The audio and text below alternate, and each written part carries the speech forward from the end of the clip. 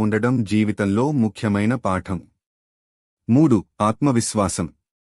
మన ఆత్మను గుర్తించుకోవడం ద్వారా నిజమైన శాంతిని పొందవచ్చు. గీతలో చెప్పబడినట్లు ఆత్మానమనుసంధానం అంటే స్వీయ శక్తిని తెలుసుకుని దానిని జీవితంలో ముందుకు సాగటానికి ఉపయోగించుకోవడం. 4. భయాన్ని జయించడం.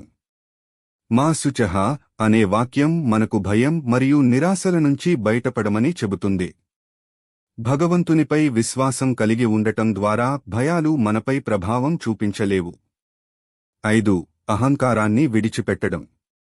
నిరహంకారభావం లేదా అహంకారాన్ని త్యజించడం గీత ద్వారా చెప్పబడిన ముఖ్యమైన పాఠం.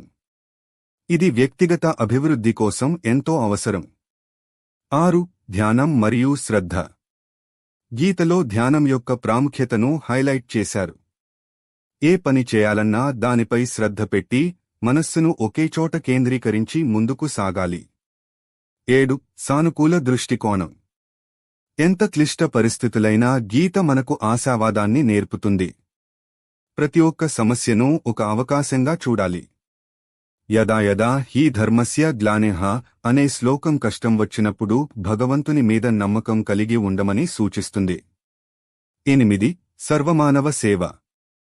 గీత ప్రకారం సమాజ సేవ కూడా ఆధ్యాత్మికతకు ఒక భాగం.